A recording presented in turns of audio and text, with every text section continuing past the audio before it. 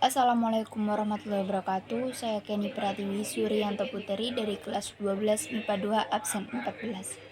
Saya akan menerangkan hadis riwayat Muslim dari Suhaib dan hadis riwayat Tirmidzi dari Mus'ab bin Sa'ad. Bismillahirrahmanirrahim.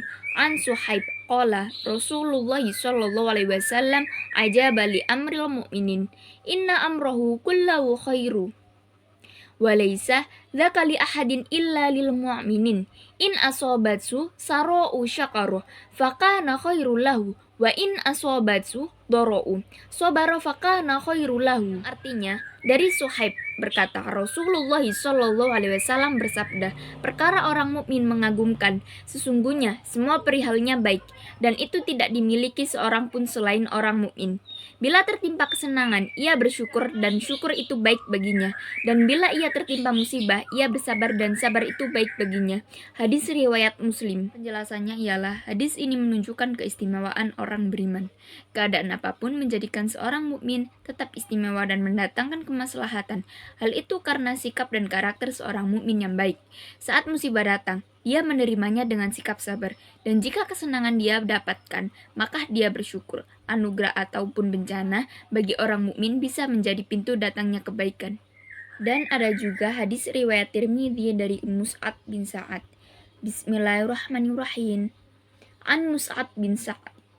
An Abi qala qultu ya Rasulullah ayyun nas asyhadu bala'u qala al-anbiya'u thummal amsalu fal amsalu fayubtala rajulu ala hasabi dini fa in kana dinuhu sulban astadu bala'u wa in kana fi dini riqatu batula ala hasabi dini fama yabrahu bala'u bil abdi hatta yatrukahu yamshi ala ardi ma'alaihi khotinah, yang artinya dari Mus'ab bin Sa'id dari ayahnya, ia berkata, wahai Rasulullah, manusia manakah yang paling berat ujiannya?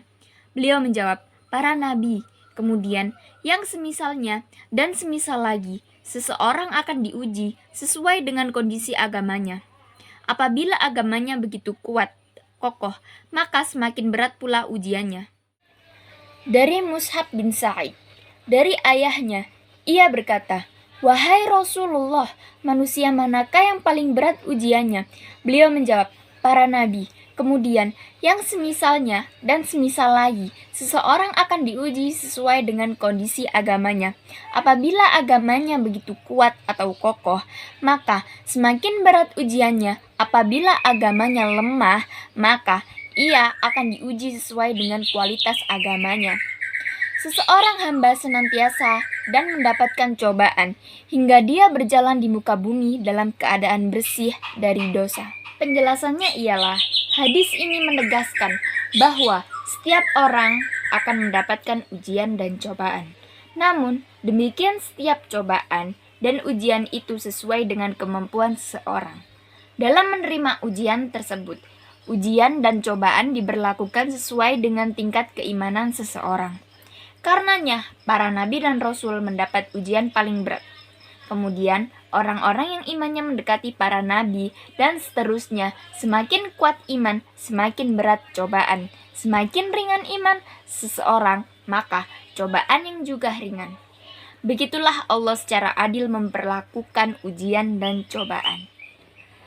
Ada satu kisah dari Rasulullah mengenai sabar tiada batas dan tepi. Suatu hari, Rasulullah bertamu ke rumah Abu Bakar. Ketika sedang bercengkrama, tiba-tiba datang seorang Arab Badui menemui Abu Bakar dan langsung mencelah Abu Bakar. Namun, Abu Bakar tidak menghiraukannya. Ia melanjutkan perbincangan dengan Rasulullah.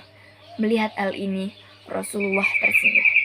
Kemudian orang Badui itu kembali memaki Abu Bakar. Kali ini, makian dan hinaannya makin besar. Namun, dengan keimanan yang kokoh serta kesabarannya, Abu Bakar tetap membiarkan orang tersebut. Rasulullah kembali memberikan senyumnya.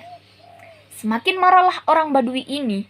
Untuk ketiga kalinya, ia mencelah Abu Bakar dengan makian yang lebih menyakitkan. Kali ini, Selaku manusia biasa yang memiliki hawa nafsu, Abu Bakar tidak dapat menahan amarahnya. Dibalaslah makian orang Badui itu. Terjadilah perang mulut. Seketika itu Rasulullah meninggalkan Abu Bakar tanpa mengucapkan salam. Melihat hal ini, selaku tuan rumah, Abu Bakar tersadar dan menjadi bingung. Dikejarnya Rasulullah dengan berkata, "Wahai Rasulullah, janganlah Anda membiarkan aku dalam kebingungan yang sangat. Jika aku berbuat kesalahan, jelaskan kesalahanku." Rasulullah menjawab, "Sewaktu ada orang Badui datang lalu mencelamu, dan engkau tidak menanggapinya, aku tersenyum, karena banyak malaikat di sekelilingmu yang akan membela di hadapan Allah. Begitupun yang kedua kalinya.